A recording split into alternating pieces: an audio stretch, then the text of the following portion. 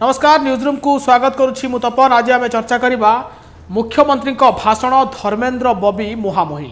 आपणकर मन थी संबलपुर लोकसभा आसन रे यही दुई हेवीवेट नेता लड़ुले एवं संबलपुर निर्वाचन सरी एबे शेष पर्याय निर्वाचन होबाकू जाउछि एवं फाइनल पर्याय बोली आमे कहि परिबा।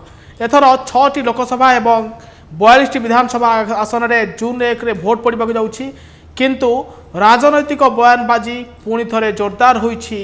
सेतेबेले जेतेबेले मुख्यमंत्री एक बयान को नहीं पुणी थरे दुई दलर हेवीवेट धर्मेन्द्र प्रधान एवं प्रणव प्रकाश दास मध्य मुहांमुही होइछंती।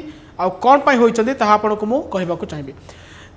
मयूरभंज रे मुख्यमंत्री नवीन पट्टनायक प्रचार समय रे द्रौपदी मुर्मू को राष्ट्रपति बदल में प्रधानमंत्री बोली संबोधन करथिले, जहाकू नहीं केंद्र मंत्री धर्मेन्द्र प्रधान मुख्यमंत्री नवीन पट्टनायक को टार्गेट करिसेंती। एवं काली जेतेबेले मयूरभंज प्रचार जाइथिले केंद्र मंत्री धर्मेन्द्र प्रधान आउ सीधा सड़क टार्गेट करथिले बीजेडी सुप्रीमो नवीन पट्टनायक को।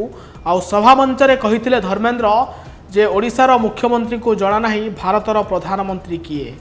आउ राज्य रे भड़ाटिया तमिल सरकार चली ए सरकार एथर निश्चय हटियो बोली दंभोक्ति प्रकाश करथिले केंद्र मंत्री धर्मेन्द्र प्रधान, जहाकू नहीं प्रणव प्रकाश दास ट्विटर रे धर्मेन्द्र को काउंटर अटैक करिसेंती।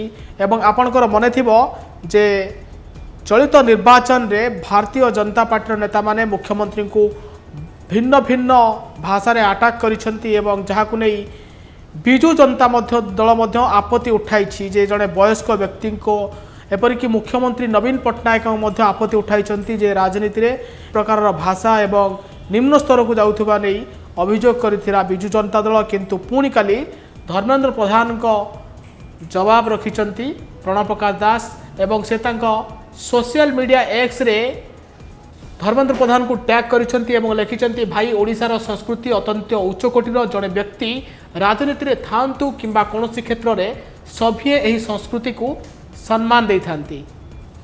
अत्यंत शालीनता और भद्रामीर सह कथा हेबा प्रतिपक्ष को सम्मान देबा ही ओडिया को देश में सम्मानस्पद परिचय देइछि। ओडिशा राजनीतिक क्षेत्र में भी अत्यंत उच्चकोटीर शालीनता दे आइछि, जहाकू सबु दलर राजनेता पालन करि आसुछंती।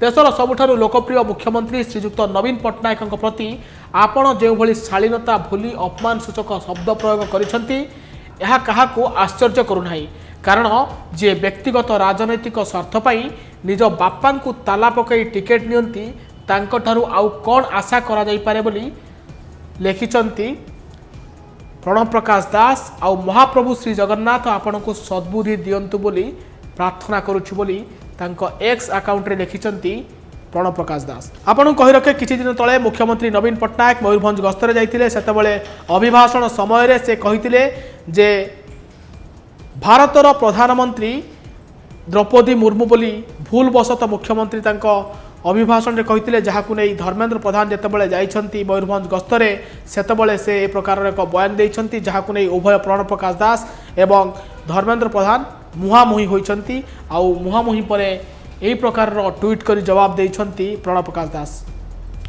Hello 10th examinees. Are you searching for a school with integrated coaching? Join TSG Gurukul associated with its academic learning partner Physics Wala. Call 9438 782020.